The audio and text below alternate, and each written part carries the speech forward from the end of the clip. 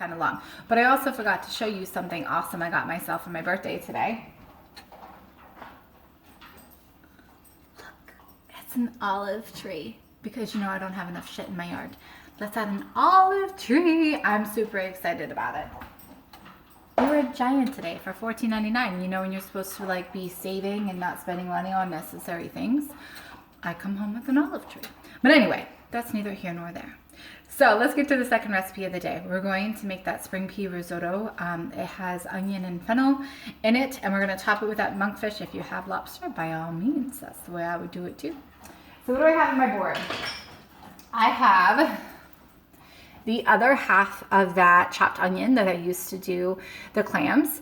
I have a little over half a cup of chopped fennel. This is the white bulbous part, and I have the other half the lemon that I'm saving. Before I cut that lemon in half to juice it, I had grated the zest into this bowl, and then I grated about a cup of Parmesan cheese, and that's what's on top. We're gonna use this at the end, so it doesn't matter that I mix them. From the fennel, from the fresh anise, I saved some of the fronds. I like to put those on top as a garnish. And we have some frozen peas, some chicken stock, and some white wine. So I have this burner getting nice and hot, melting that butter. So the first thing that we want to do is we want to get that fennel and onion sauteed. Get that into that butter. It's not quite hot enough, but it'll heat up soon here as we're talking. And since I know that's going to take a couple minutes, I realized I didn't show the label very well of the wine that I'm cooking with today. As I said, I wish I had a Burgundy. I don't have one. But I'm using the Chateau Ste. Michelle. It's the Chardonnay from the Columbia Valley, Washington. And Chateau Ste. Michelle is a really solid producer. So even when you buy one of their lower tier labels, it's really good wine. This one is, let me pour myself a little bit more and remind myself of how it tastes. This one, it has really nice citrus notes to it. So anytime that you're doing seafood and you're using butter, or if you're using cream, or if you're using cheese, to have the citrus notes to cut through it, and the high acid is really important. There's a little bit of green apple, a little bit of tart pear, and there's this really subtle creaminess. So that's either coming from oak usage, which I didn't look to see, or it's coming from malolactic fermentation.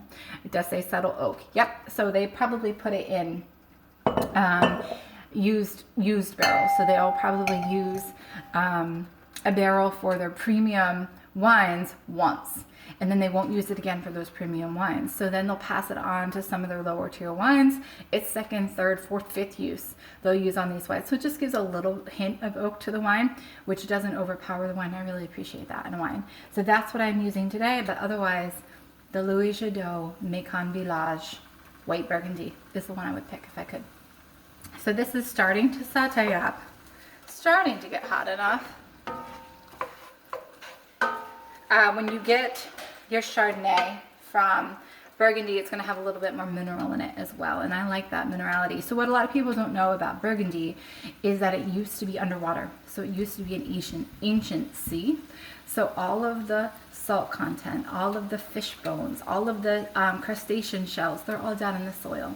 And so that kind of works its way into the wines in a really unique, funky way. And I dig it. I like it. So once you saute up your onions and your fennel, you're going to add your arborio rice to it to toast. So it has to be arborio. It can't be anything else, or it won't behave the same way. It's something about the way that the starches develop when you cook arborio rice. This is a long, low and slow cooking process. It takes a little bit of time. So if you have, a little extra time on your hands, this will work for you. So once the saute is up and they start to get a little bit, just a hint of golden brown, I'm going to add my rice in. So for our family of 4, point of reference, I use about 1.5 cups of risotto when I do this. Saute up onions, fennel with the butter. Once they get a little brown, add in the rice, toast it for 3 minutes, and I'll meet you back here. All right, so I've toasted this risotto for just about 3 minutes or so. That's an important step. Don't skip that, because that kind of opens up the rice grain, if you will, to allow it to absorb the moisture and make this process go more quickly. If you skip that step, it's going to take longer, and risotto is already a long process. So once you've toasted that, there's just a little tiny hint of some browning in the rice and in the onions. We're going to deglaze the pan. First thing we're going to use is another cup or so of that wine. Yum. We're also going to do that other half that lemon. We're going to throw a pinch of salt in, probably like a teaspoon or so, I'd say. And we're going to hit it with some black pepper.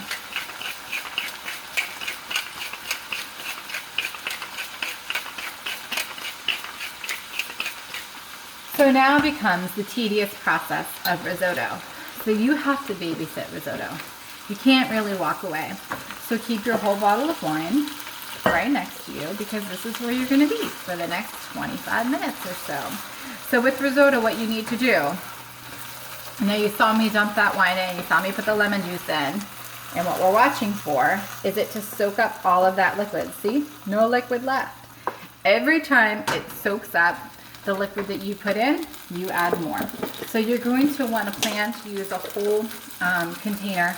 What is this? 8 cups, maybe? 8 cups.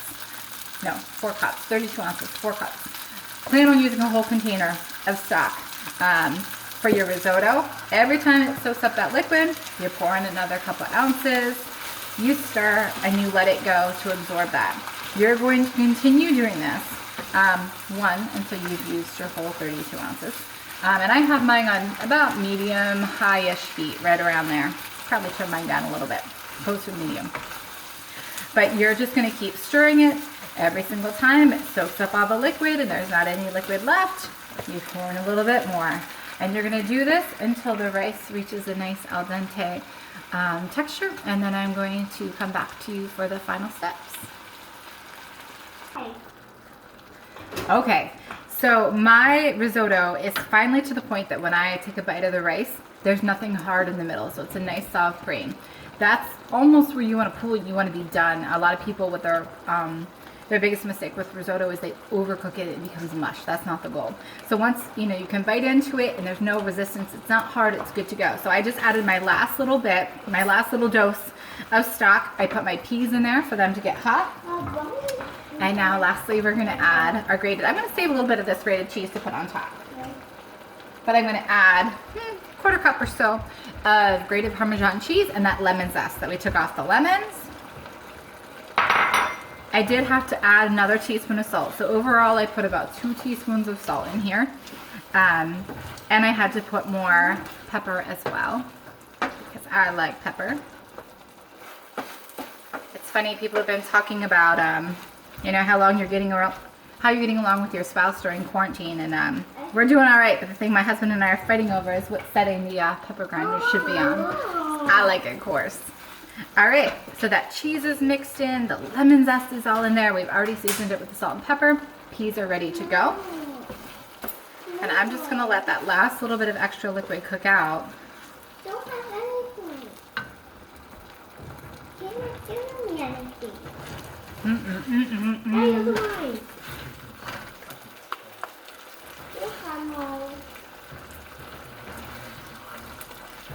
Get that nice spring pea risotto. I'm going to turn off that burner. So nice portion of risotto.